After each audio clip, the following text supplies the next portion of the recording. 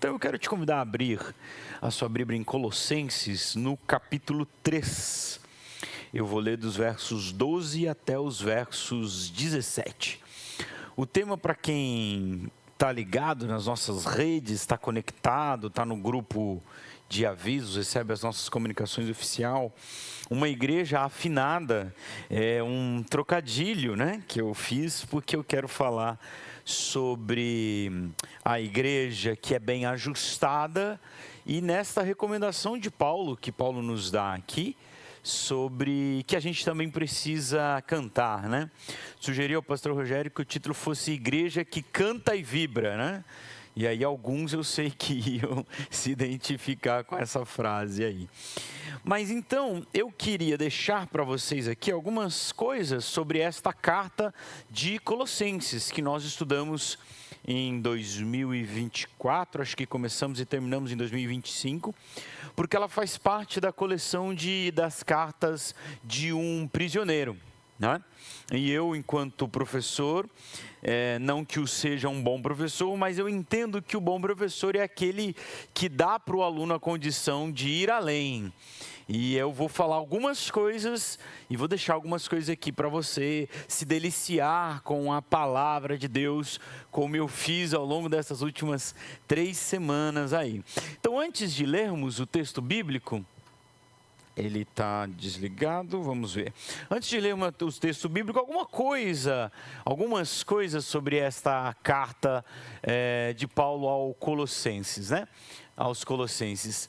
Então, primeiramente, é uma das cartas da prisão, escrita aí entre 60 e 62 depois de Cristo. Paulo está preso numa prisão domiciliar em Roma, né? Depois da sua longa jornada, e o seu grande sonho era chegar em Roma para levar o evangelho. Ele chega, mas chega preso, e ali também é um tempo muito produtivo para o evangelho, graças a Deus, com Paulo preso em Roma. Obviamente, a carta de Colossenses é uma carta para a igreja da cidade de Colossos. Uma igreja que provavelmente Paulo nunca visitou, porque a gente não tem nenhum registro disso ali em Atos. Então, qual é a relação que Paulo tem com essa igreja e por que ele escreve essa carta? E para Epáfras, que é provavelmente quem funda essa igreja ali em Colossos, vai visitar Paulo quando Paulo está preso em Roma. E nessa visita, o nosso irmão Epáfras, ele abre o coração diante de Paulo e diz: olha, nós estamos vivendo isso, coloca as coisas boas. Então, por isso, se você ler a carta, você vai ver que Paulo começa elogiando a igreja de Colossos, mas Epáfras coloca as dificuldades, né? Diante ali, possivelmente, de alguém superior, de alguém que está além dele, né? Epáfras abre o coração e fala dos problemas que aquela igreja vive. E é por isso que Paulo escreve a carta. Paulo não escreveria a carta se tivesse tudo bem na igreja de Colossos, obviamente, não é? Então eu deixei a referência de onde você encontra ali a citação de Paulo falando de Epáfras. Bom, onde é que fica Colossos? Está aí um mapa de uma região, né, que vocês conhecem bem. Roma está aqui, Grécia. Então aqui nós estamos chegando na Eurásia, né? Turquia, Istambul, né? Aqui está Israel, onde provavelmente dessa região saiu Paulo e os discípulos pregando o evangelho. E a gente vê no Apocalipse as 7 cartas das igrejas da Ásia que estão nessa região. E Paulo navega, passa pela Grécia e agora ele está lá preso em Roma. Colossos está aqui, na região da Ásia Menor, e eu trouxe um mapa que vai mostrar as 7 igrejas da Ásia em vermelho. Eu dei um zoom naquela região que eu chamei de Ásia Menor, né? A atual Turquia, tá certo? E dentre as igrejas da Ásia Menor, as 7 igrejas que estão em vermelho, lá do livro de Apocalipse, temos aqui, eu não enxergo bem, vocês sabem, eu acho que vocês também não vão enxergar, mas aqui está lá Odisseia, aqui Hierápolis, e bem do ladinho está Colossos, né? Não muito distante da igreja de Éfeso, tá? Então, uma região onde hoje é o país da Turquia. Então, há quem diga, inclusive, estudiosos para questionar tudo, né? Há quem questione a autoria paulina dessa carta, embora a maioria entende que sim, foi Paulo que escreveu, e há quem diga que ela é apenas uma cópia da carta de Éfeso, que circulava por aí. Alguém fez mais ou menos uma paráfrase da carta de Éfeso e mandou para a igreja de Colossenses. E a gente vai ver que tem o final ali da carta é bem parecido, tem uns textos, uns versos que são bem correlatos, mas isso não quer dizer que foi Paulo, né? Muito pelo contrário, pode ser um argumento que nós usamos para dizer que foi Paulo, né? Textos iguais que provêm de um mesmo autor, não é mesmo? Sobre a cidade de Colossos, para a gente entender um pouquinho, é uma cidade muito diversa. Havia ali a cultura grega helenística, né? O domínio político era romano, mas o domínio cultural era grego. Inclusive o Novo Testamento todo é escrito em grego. Mas o domínio não era do Império Romano, por que não é latim, né? Por que não é... A língua romana não tem, né? Mas enfim, não é italiano, não, é grego. E havia também uma grande comunidade judaica, que fazia desta cidade uma mistura religiosa e filosófica, né? Se a gente fala de grego, a gente fala da filosofia que imperava. O que vai fazer com que a igreja de Colossos vivia alguns problemas. O paganismo, né? Os vários deuses, trazido por quem? Pelos romanos. Lembra que eu falei da influência romana? A influência da filosofia grega. E os judeus que também estavam arrumando problema ali, né? Então, para todo lado era problema. Qual era o problema dos judeus? Eles queriam, vocês têm que tocar o chofar, tem que fazer circuncisão, não pode comer a carne de porco. E eles estavam voltando para as práticas do Antigo, ou defendendo as práticas do Antigo Testamento. E isso gerou problemas, né? Inclusive problemas análogos esses judeus trouxeram para a igreja de Gálatas, né? E aí Paulo vai falar assim, nós somos novas criaturas em Cristo, a nossa circuncisão é no sangue de Cristo, chega disso, gente. E até vai gerar um problema ontológico ali entre Paulo e Pedro, né? E tem o famoso concílio de Jerusalém registrado lá em Atos. Enfim, eu não posso me adentrar muito aqui, mas esse é o contexto também dessa igreja de Colossos. Eu estou com um cronômetro aqui, porque aquele relógio lá eu não enxergo, né? Eles trocaram o relógio por um muito mais bonito, mas que eu não consigo ver. Então, ele é bonito e disfuncional para mim. Então, isso traz uma crença de misticismo dentro dessa igreja. A igreja de Colossos tinha uma galera que se achava superior, né? Achava que estava no nível dos anjos por ali. Enfim, é neste contexto que Paulo vai escrever essa carta. Então, qual é a motivação dessa carta? Então, diante deste contexto, quando a gente a lê por quê? Porque Paulo está tentando lidar com todos aqueles problemas de duas formas. Primeiro, ele reforça a exaltação de Cristo. Está lá já em Colossenses 1. Ele é a imagem do Deus invisível, a supremacia sobre todas as coisas. Não é Colossenses 1? Tem aquela música que se chama Colossenses 1, que é do texto de Colossenses 1. Vocês estavam ligados nisso aí, né?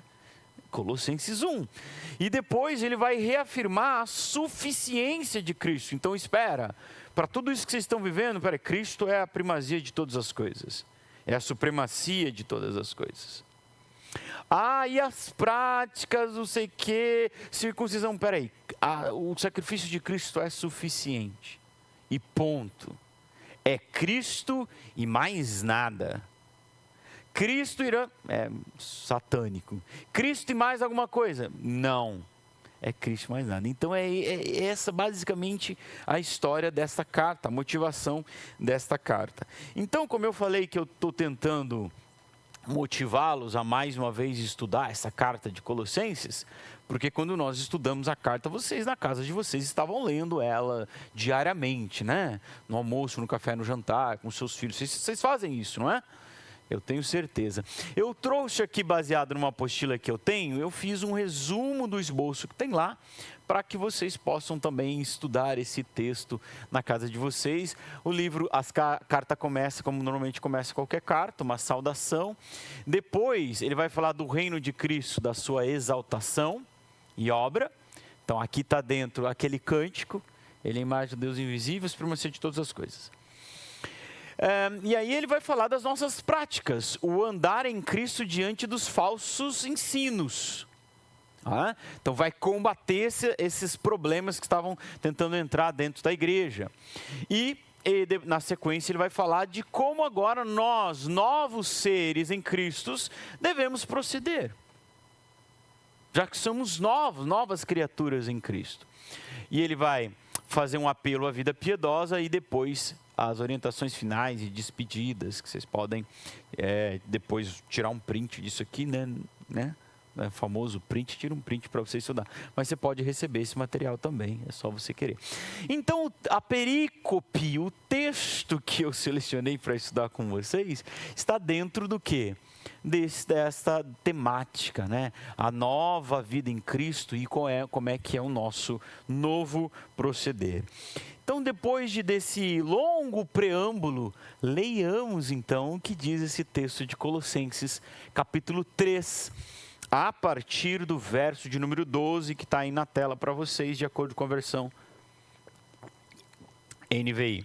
Ele diz o seguinte: portanto, está concluindo alguma coisa, né? Concluindo o que é? Só você voltar no slide anterior de tudo aquilo que Paulo está falando, do novo proceder em Cristo, são novas criaturas, Cristo é suficiente, ponto final. E agora a igreja de Colossos, portanto é isso. E agora,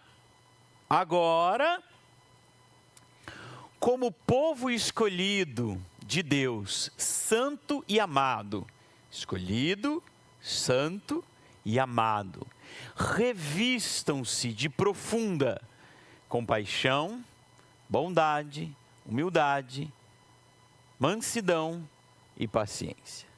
Bom, só aqui já dava um sermão, né?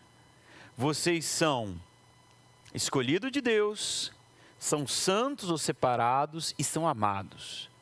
E agora vocês revistam-se de 5 coisinhas que vai acabar qualquer problema que vocês estão tendo aí. Qualquer. Compaixão, bondade, humildade, mansidão e paciência. Aí nem precisava o próximo texto, que é o 13. Vamos ler, nem precisava. Se você cumprir essas 5 coisas. Suportem-se uns aos outros e perdoem as queixas que tiverem uns contra os outros. Perdoem como o Senhor lhe perdoou. Se você está com a Bíblia de papel, você faz um grifo aí. Perdoem uns aos outros, mas como? Como o Senhor lhe perdoou. Muito forte isso. Acima de tudo, porém, revistam-se do amor, que é o elo perfeito. Seguindo a nossa leitura, versículo 15. Que a paz de Cristo seja o juiz em seus corações, visto que vocês foram chamados para viver em paz, como membros de um só corpo. E sejam agradecidos. Versículo 16. Finalmente, aonde eu queria chegar. Habite ricamente em vocês a palavra de Cristo. Ensinem e aconselhem-se uns aos outros, com toda a sabedoria, e cantem salmos, hinos e cânticos espirituais, com gratidão a Deus em seus corações. Tudo que fizerem, sejam em palavra ou em ações, façam-no em nome do Senhor Jesus, dando por meio dele graças a Deus Pai. Vamos orar mais uma vez. Senhor, obrigado por essa tua palavra, escrita pela pena do teu apóstolo, mas insuflada pelo teu Santo Espírito, e que pode chegar aos nossos ouvidos no dia de hoje. Que nós possamos, Deus, nos deleitar nela, mastigá-la e imbuí-la em nosso coração e embutir em nossa mente. Essa é a nossa oração em nome de Jesus Cristo. Amém. Queridos, eu separei para a gente pensar, primeiramente, nos primeiros versos, 3 imperativos de Paulo, aqueles 3 que eu falei, que aqui já daria um sermão, só nesse slide você tem aqui, que está no verso 12, quando ele tem o seu primeiro imperativo, que é revistam-se. E eu coloquei um revistam-se aqui entre parênteses, para você entender que o revistam é vestir de novo, não é? Revistam-se de compaixão, bondade, humildade, mansidão e paciência. E por que Paulo usa a expressão revistam-se? Porque quando vocês forem estudar o livro de Colossenses e lerem o capítulo 3, vai ter ali no versículo 8, Paulo dando outro imperativo para que eles se despam, se despidam. E poeticamente, mas também teologicamente, de 5 coisas. Para você se revestir, primeiro você vai se despir. Versículo 8, se despir do quê? Da ira, da indignação, da maldade, da maledicência e da linguagem indecente no falar. Então aqui a gente já conclui o nosso sermão, né? Você vai se despir e você pode fazer o paralelo, fica para vocês estudar, o paralelo entre as 5 palavras que é para você vestir e as 5 palavras para você abandonar de Paulo. E na sequência, depois disso, como uma consequência, eu acho que eu preciso voltar, perdão, como uma consequência dessas suas novas vestes que vai estar contigo o tempo todo, vocês vão entre vocês suportarem uns aos outros, versículo 13.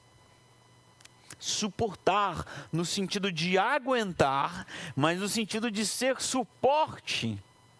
Como? Com a compaixão, com a bondade, a humildade, a mansidão e a paciência.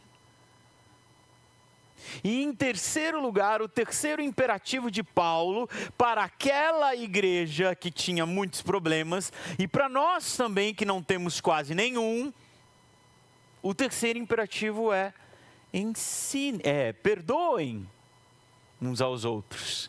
E aqui eu deixei a frase inteira: perdoem como o Senhor perdoou vocês. Lembra da oração do Pai Nosso? Que quem foi mesmo que fez a oração do Pai Nosso? É Jesus, não é? Perdoa como nós temos perdoado. Perdoem como vocês foram perdoados. São esses aí os 3 imperativos de Paulo que eu quis destacar com vocês. E aí, dando seguimento, avançando até de certa forma rápida, né? Mas vocês vão deglutir tudo isso depois. Paulo traz a partir do verso 15, algo que eu chamei de marca, então, de uma igreja afinada, de uma igreja saudável, de uma igreja que está praticando aquelas coisas que Paulo falou, que é amar, que é suportar, que é perdoar. E a primeira marca que vai aparecer é a paz. É a paz. Olha o versículo 15. A paz de Cristo seja juiz em seus corações, visto que vocês foram chamados para viver em paz. Há um princípio na interpretação bíblica, na hermenêutica, que você nunca tira um texto de um contexto. Por isso eu falei para vocês descortinei o livro de Colossenses. E aí eu descortinei o capítulo 3. E aí eu posso olhar para este versículo dentro desse contexto e dizer para vocês que a paz de Cristo seja juiz em seu coração, não tem nada a ver com você tomar uma decisão: mas eu estou em paz. Estou saindo da igreja, mas estou em paz, e a paz de Cristo é juiz no meu coraçãozinho. Estou pecando, mas eu estou em paz. Porque você pode pecar e ficar em paz, porque a sua convivência com o pecado cauterizou você e te afastou de Deus, e o Espírito Santo não vai te incomodar, e você vai viver pecando e em paz. Parabéns. Não é disso que ele está falando. Meus irmãos, é do contexto da igreja, diante da confusão, diante da discórdia, diante dos pensamentos diferentes, diante de um querendo ser maior que o outro e condenar o outro, ele vai dizer que a paz de Deus seja juiz em vocês. Olha, não pega só uma frasezinha, continua lendo a frase. Vocês são chamados para viver em paz. Entre vocês, caramba. Paulo não diria caramba. Poxa vida. Aí Epáfras vem aqui me visitar, fala que vocês oram, que não sei o quê, mas vocês estão brigando por essas coisas. A paz de Deus, ser o juiz, tem algo a ver com isso. Vocês são chamados para viver em paz. E que esta paz seja a marca de que Deus está com vocês, entre vocês.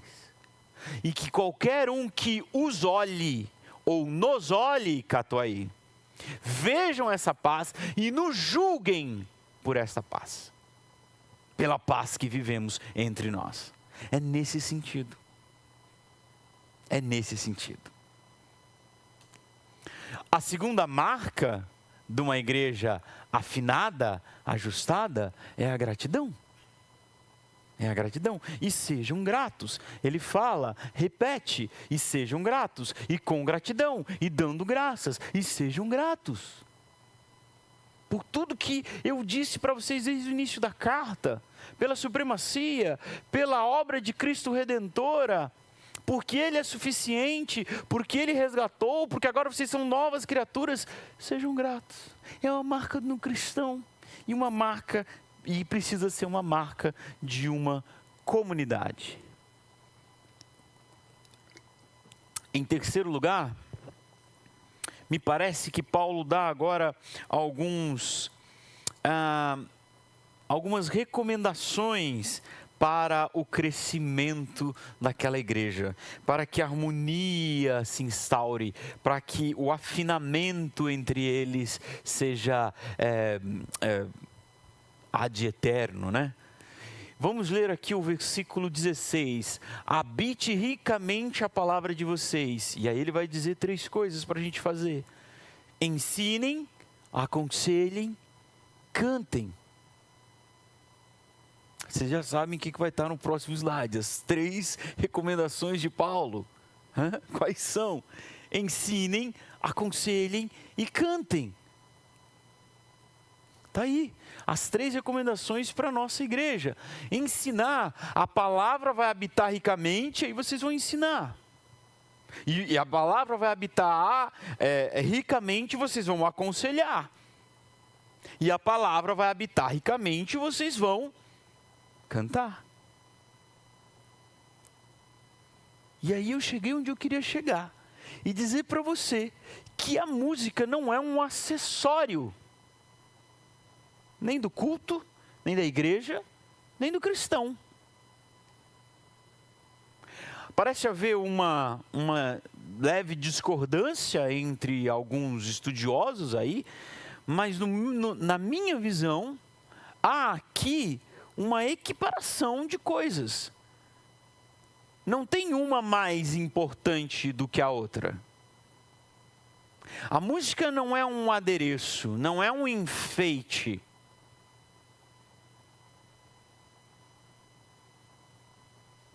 A música precisa refletir numa igreja saudável, precisa ser reflexo de uma igreja saudável. Nós somos marcados pela música em toda a história. Não é? Então, aqui parece haver uma única unidade: o ensino, o aconselhamento e a música. A música tem uma função ativa nesse verso. E eu falei do paralelo de Colossenses com Efésios, né? Efésios 5,19 vai dizer exatamente a mesma coisa. Você pode anotar aí e ler lá depois. Façam isso e cantem. Cantem. A música faz parte. A música tem uma função que é muito mais vai muito além, meu querido, do que entreter você. Enquanto não chega um momento importante que é a pregação da palavra de Deus. A pregação da palavra de Deus é o momento mais importante. Por isso que é onde nós investimos mais tempo em nossas reuniões, na palavra de Deus. E isso vem historicamente desde da igreja primitiva, reforma protestante, isso não muda. Mas a música não é para distrair vocês, para encher linguiça até chegar o momento, não é? Ela tem uma função, por isso nós precisamos cuidar muito de como lidamos com a música dentro da igreja. Fala aqui para vocês aquele que é responsável pelo ministério de adoração na falta de alguém melhor. Estamos aí já no 3º ano, já fui em outros tempos passados, quando eu era só uma criancinha, também estive à frente desse ministério, estou com a música na minha vida o tempo todo. E hoje eu queria olhar um pouco para isso, uma coisa pouco falada, né? Mas da importância que essa arma tem dentro da igreja. Então, eu falei que eu precisei dividir e hoje eu quero falar apenas um pouco sobre a música dentro das Escrituras, né? Como cantamos, né? E um outro dia, com a graça de Deus, nós falaremos o que cantamos. Mas veja só, a música tem um primeiro registro nas Escrituras, já no livro de Gênesis, capítulo 4. Não é um registro muito legal, porque ela aparece com um cara chamado Jubal, que a palavra diz que é o pai de todos os músicos, que é bisneto de Caim. Então ele é um filho da maldição. Lembra quem é Caim, né? Caim matou seu irmão, foi expulso do jardim e ele saiu por aí fundando cidades, quase que industrializando as cidades, e o seu bisneto Jubal era o pai de todas as músicas. E por isso, erradamente, em um tempo na história, a igreja entendeu que as cidades eram malditas, porque fundada por Caim, e que a música e os instrumentos musicais também. Já que não vem da descendência santa, né? Vem da descendência de Caim. Em segundo lugar, você deve se lembrar, nós temos o cântico de Miriam, que eu coloquei, que é o primeiro momento de louvor registrado na palavra de Deus. Quando o povo atravessa o Mar Vermelho e ela pega o seu tamborim e sai dançando, que é algo muito mais parecido com o Brasil do que nós temos nas igrejas brasileiras, propriamente ditas, né? Onde nós cantamos basicamente coisas importadas, industrializadas, enlatadas dos Estados Unidos, não é? Saiu tocando um tamborim. Você já foi em alguma igreja aqui no Brasil que alguém está tocando um tamborim? Não foi, né? Não tem isso. E Miriam cantava e ela falava, e havia uma certa ordem, né? Tem muito disso no Antigo Testamento. Os caras cantavam e a congregação respondia. Muitos salmos você vai ver dessa maneira. Ainda nesse contexto do povo peregrinando pelo deserto, Deus encomenda uma música para Moisés. E olha como os neurocientistas foram descobrir isso muito depois, e os professores de cursinho também, a capacidade que a música tem de fazer as coisas penetrarem na mente. Deus obviamente já sabia. Então ele fala: Moisés, escreve essa canção e ensine aos israelitas e façam-nos cantá-la, para que seja um testemunho a meu louvor. Quando eles entrarem lá na terra prometida, eles vão cantar essa música. Lembra que a escrita já tinha sido inventada, mas era muito rudimentar, né? Tudo era oralmente, então a música tinha essa função aí de você fazer lembrar dos feitos de Deus também. Os profetas, dentro dos seus ministérios, faziam profecias cantando. E não demorou muito para que Davi trouxesse então a música para dentro das liturgias culticas, né? Ele ordenou que os líderes israelitas encarregassem os músicos que haviam entre eles de cantar músicas alegres, acompanhadas de instrumentos musicais, liras, harpas, símbolos sonoros. Está lá em 1 Crônicas. É óbvio que se a gente vai falar de música no contexto do Antigo Testamento, nós temos temos que falar de Davi, né? Que foi o cara que institui, como vimos no slide anterior, mas ele organiza a música e ele profissionaliza a música. Ele contrata gente com aptidão para fazer isso. Um famoso é o Asaf, né? Como está escrito aqui, e era chefe, e tinha o chefe do vocal, o chefe do instrumental. Não tenho tempo para abordar tudo isso aqui, mas era dividido, era coisa organizada, cara contratado em tempo integral. O ministério de música dentro da igreja precisa prezar pela excelência em seus recursos materiais e humanos, né? E humanos. O ministério não é para quem gosta de cantar. Eu espero que todos aqui gostem de cantar. Mas o ministério é para quem pode fazer isso com aptidão, com excelência. Nós devíamos ter uma audição para admitir pessoas dentro desse ministério. Devíamos ter um contratado para isso. Qualquer 20 mil por mês, se a igreja fizer a proposta, eu largo tudo que eu estou fazendo para ficar em tempo integral. A assembleia, podem marcar uma assembleia extraordinária aí. A excelência dentro da igreja, é importante falar sobre isso também. Eu acho que parou agora, hein? Vamos lá. A música, o povo de Deus, então, a música ficou tão marcada da história do povo de Deus, que eu falei de Davi, agora eu dou um salto para o pós-exílio, né? E a gente vê Neemias que volta, reconstrói os muros da cidade, e aí eles restabelecem a liturgia, e o que eles fazem? Cantam a Deus. Logo eles já vão restabelecer os levitas de novo e os responsáveis pela música. E está marcada para em todo o Antigo Testamento a música dentro do povo de Deus. Já que falamos do pós-exílio, nós estamos chegando ao final ali da história do Antigo Testamento. E é claro que nós temos a música no Novo Testamento também. Aquelas bem óbvias, que no Natal nós sempre falamos dos cânticos que estão no início do Evangelho de Lucas, o Magnificat de Maria, né? Minha alma engrandece ao Senhor, é um cântico. Talvez o que Paulo se referiu a cânticos espirituais, das 3 categorias que ele colocou, isso seja um cântico espiritual. A Beatitude, que é Isabel, né? Bendita sois vós entre as mulheres, quando vê Maria. Benedictus, que é o cântico de Zacarias, quando ele recupera a voz e fala: bendito é Deus que nos propiciou poderosa salvação. E nós temos uma música que nós cantamos aqui, que é do Marco Teles, que é Eu antes mudo, agora eu falo, não é isso? Qual o nome dessa música? Benedictus, exatamente, isso. Por isso que tem essa história de antes mudo, agora eu falo. Eu queria um dia poder explicar todas as músicas que nós cantamos para vocês. Não dá para fazer isso, né? Porque a gente, inclusive no momento de música aqui, a gente prima por falar muito pouco. E é histórico na história dessa igreja, né? A gente fala muito pouco, né? Mas a gente queria poder explicar tudo, né?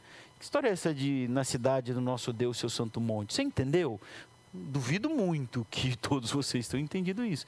Não dá para a gente explicar tudo, mas essa Benedictus estava na cara, gente. Estava na cara do gol ali. Era só vocês colocar para dentro, é Zacarias.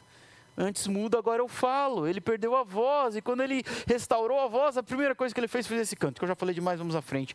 O Cântico dos Anjos, o pastor pregou acho que no ano passado, né? Glória in excelsis Dei, né? Que deve ter sido a coisa mais afinada da história, né? Porque é os anjos cantando.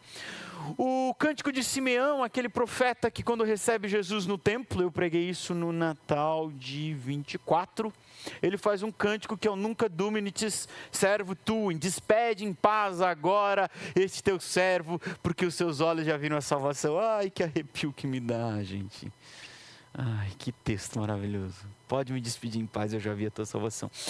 E um que não sei se você sabia desse aqui, mas o próprio Jesus cantou e está registrado nas Escrituras, que depois da ceia, o texto diz, tendo cantado um hino, saiu para o Monte das Oliveiras. E o termo em grego hino é o mesmo que Paulo usou no verso 16 que nós lemos, né? E nós, alguma coisa parecida com isso já, que grego não é muito a minha. Tem outros cânticos que não são tão óbvios no Novo Testamento, mas que vai ficar óbvio para vocês. O primeiro deles é o Colossenses 1, que eu já falei para vocês, que inclusive tem 2 músicas de Colossenses, né? Um do projeto Sola, que inclusive é um grupo, Sola é um grupo reformado, vem de Sola Scriptus, Sola Escritura, e eles querem cantar só textos bíblicos. E aí eles fizeram uma música de Colossenses 1. Ou essa primeira que nós cantamos hoje, até outra vez, que é a bênção apostólica, que é do projeto Sola, tá certo, né? É isso? Eles pegaram esse texto bíblico e musicaram, tá certo? O cântico, a doxologia de Romanos 11, né? Porque dele, por ele, para ele são todas as coisas, ó profundidade da riqueza e de sabedoria. E o texto de Filipenses 2, que também é um cântico que a igreja cantava, né? Vocês sabem qual que é, né? Abriu mão da sua glória, né? Se humilhou, tomou serva de homem, foi obediente até a morte, morte de cruz. Mas o Pai o exaltou e deu o nome que está acima de todo nome. Era um cântico da igreja primitiva. E nós também cantamos hoje um cântico de Apocalipse. E Apocalipse a gente não sabe se é um livro ou se é um inário, porque o que mais tem ali é cântico. Tem vários, tem o cântico de Moisés aqui, tem a canção de Apocalipse que nós cantamos. Se causou-lhe estranheza cantarmos está vestido em um arco-íris. É um texto bíblico que nós cantamos. Deveríamos cantar isso? Não sei, precisamos explicar para cantar, dizer, né? Ainda mais no contexto de hoje que nós vivemos, precisamos explicar bem as coisas, não é? Outro cântico de Apocalipse que nós cantamos, eu não vou passar por todos, tem uma lista aqui, depois vocês têm um print, mas é uma música que nós resgatamos, fazia muito tempo que eu não cantava e começamos a cantar o ano passado, que é o Rei das Nações, quem não temerá, grandes são as suas obras, Senhor Todo-Poderoso. Está lá em Apocalipse. Está lá em Apocalipse. Irmãos, então a música, ela é uma marca dessa igreja afinada, da igreja saudável. A música é uma marca. Então, diante desse panorama da música dentro da Bíblia, que nós começamos em Gênesis e terminamos em Apocalipse, né? É muito interessante isso. E o teólogo Luiz Saião, ele estava falando que quando Caim tem o seu bisneto que institui a música e funda as cidades, por um tempo as cidades e a música era símbolo de rebeldia diante de Deus. E o que a gente tem em Apocalipse? Uma nova cidade e canções. Há um restauramento de tudo isso, né, diante do Senhor. Mas eu queria destacar 3 coisas da música dentro da igreja, né? Aí eu poderia falar para vocês dos 3 termos que Paulo usou, que está dentro da minha pesquisa, os 3 termos gregos, né, que ele usou para hinos, salmos e cânticos espirituais. Infelizmente, hinos que ele usa não é os hinos que nós chamamos de hinos hoje, né, porque seria um anacronismo, né, cometer isso, né, porque esses hinos são posteriores, então Paulo não pode estar falando deles, né, então é a coisa que está fora do tempo. Anacronismo é isso, né? Ou dos cânticos espirituais. Mas eu quero, caminhando para o fim, destacar 3 coisas da música de uma igreja afinada, né? Com o perdão desse trocadilho aí, de uma igreja saudável, ajustada. O louvor dessa igreja é uma reação às grandezas de Deus e aos seus feitos. E é por isso que este louvor precisa brotar das nossas entranhas. Não dá para você cantar com indiferença. Grande é o Senhor e muito digno de louvor. Queremos o teu nome engrandecer por tua obra em nossas vidas.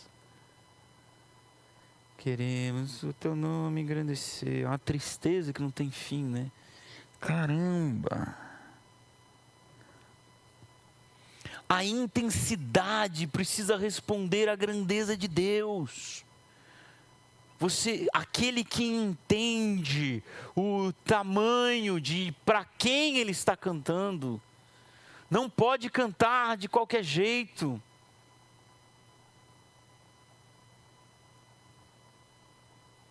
O nosso cântico precisa ser condizente ao tanto que nós cremos que Deus diz quem Ele é que é. Ficou confuso, né? O nosso cântico precisa ser condizente ao quanto que cremos que Deus é quem Ele é. Que o que Ele fez por nós, o seu tamanho, a sua obra redentora em nossas vidas. Uma outra coisa que eu queria chamar a atenção do louvor de uma igreja saudável, afinada, madura, é que o canto é comunitário, é congregacional, cantem.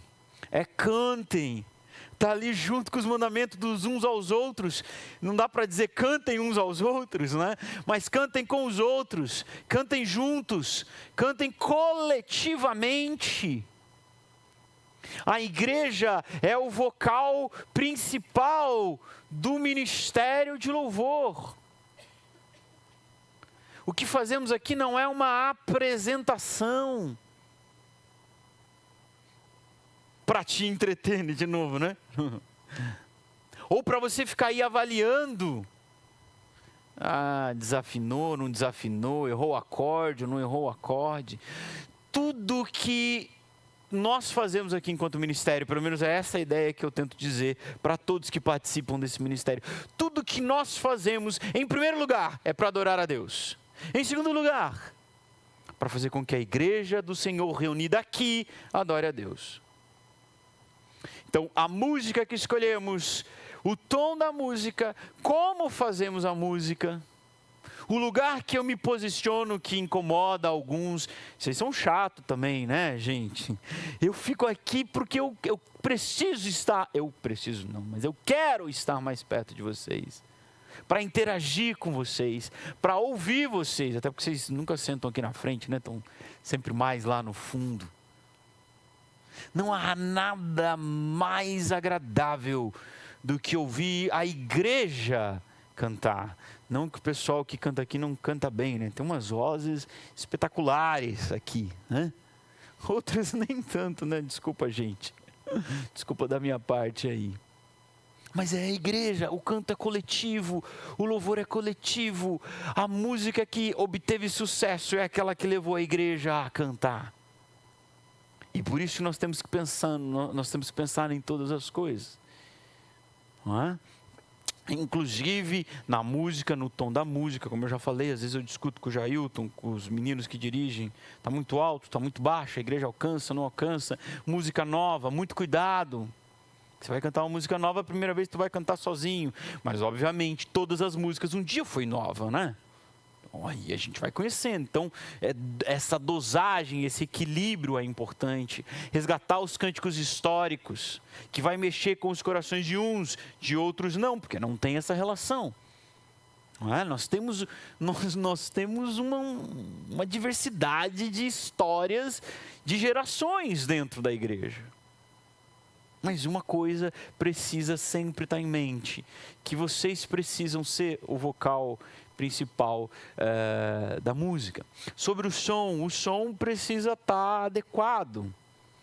Não pode estar muito alto, porque senão vocês não vão cantar. Né? Nem sempre a gente consegue. É muito difícil, gente. É uma equação com muitos fatores. Não dá para ajustar, vamos vir um dia ajustar o volume e vai ficar assim pro resto da vida. Mudou o tecladista, mudou o baterista, mudou o vocalista, mudou o dia, mudou o número de pessoas. É muito difícil. Quando nós ensaiamos, vocês não estão aqui. Quando a gente canta, vocês estão aqui. Muda. Tenham paciência. Nós estamos buscando um ajuste sempre. Buscando sempre o melhor. Agora, o som também não pode ser muito baixo. Porque o ambiente nos envolve, né? Se você chega num hospital, você começa a falar baixo e instantaneamente, né? Ou pelo menos deveria, né? Porque é o ambiente que você está. Então, se tem um som muito baixinho, vai te levar a cantar baixinho. E talvez você goste disso, né? Mas o mais legal o mais importante é o vocal principal é a igreja, é vocês que estão aí. A música não é um adereço, a música tem que ser um momento ativo na vida da igreja. E eu preciso encerrar, aqui tem um livro que eu encontrei dentro dessas pesquisas do casal Getty, que fala de como que a Bíblia encontra mais de 90 vezes o imperativo cantai ao Senhor. Por último, não menos importante, a música, a marca da música como de uma igreja saudável é que nós não podemos confundir reverência com frieza espiritual. Nós temos que ter reverência diante do Senhor, mas isso não quer dizer que nós não podemos nos expressar, que nós não podemos bater palma, não é? Tem uns crentes por aí que eles têm 2 campanhas em casa para até o carteiro não bater palma, entendeu? Porque gente, nós estamos em reverência e com liberdade na presença do nosso Deus. Eu sou livre para cantar, vocês já devem ter percebido. Canto, bato palma, paro, choro. Isso não é falta de reverência. Isso é você estar... Lembra do primeiro ponto? Que a canção precisa brotar de dentro. Você precisa estar envolvido com aquilo que está cantando. Por isso, em outro dia, nós falaremos o que cantamos. Hoje estamos falando como cantamos. Nós não podemos confundir frieza com reverência. O silêncio, o baixinho... A reverência parte do nosso coração, até porque, nós começamos lá em novembro falar do culto em Malaquias. Nós vivemos na presença de Deus o tempo todo. Aí pisou o pé dentro da igreja. Não fala, Deus está aqui. Tá, como Ele está em toda a terra. E quero crer no seu coração. Deixe-se, meu irmão, se envolver por aquilo que você está cantando. Se você entende para quem você está cantando, é o primeiro ponto. Se você concorda com aquilo que está cantando. Eu estava ministrando louvor numa igreja, não vou falar qual igreja que é não, porque vocês podem se sentir ofendidos. Mas a gente estava cantando uma canção dizendo que o nome de Jesus está acima de todo nome e que um dia, diante no céu e na terra, todo joelho se dobrará ao nome de Jesus. E tinha um ser humano assim, durante a música, olhando para mim. Meu irmão, eu entendo você não gostar muito de mim, do meu estilo, da minha voz, nem do estilo da música, porque você pode ser mais do samba, do rock, do worship, do pop, do tradicional. Mas olha para o que você estava cantando. Finalizando, voltando ao texto, aqui nós temos uma ideia, ao versículo áureo, para quem é dos mais antigos, o texto áureo, versículo 16, ele vai nos dizer que a palavra deve habitar ricamente em nós. E o fato desta palavra habitar ricamente em nós vai nos levar a essas 3 consequências. Uma delas é o cantar com gratidão, que estava dentro das marcas que eu destaquei. O verso 15 diz, sejam gratos. O verso 16 diz, cantem com gratidão. O verso 17, façam tudo dando graças a Deus. A conclusão é que, porque a palavra vai habitar ricamente em nós, nós ensinaremos, aconselharemos e cantaremos. Como? Em primeiro lugar, com gratidão. Mas resumindo os 3 pontos que eu destaquei nesse ponto 4 aqui, nós cantaremos como uma reação à grandeza de Deus. Nós cantaremos efusivamente, com um louvor coletivo e que brote de nossas entranhas. Amém? Como é que você acha que nós vamos terminar tudo isso aqui? cantando. Eu quero te convidar a ficar em pé e nós vamos cantar mais umas dessas doxologias. A doxologia é um texto curto, efusivo de exaltação a Deus.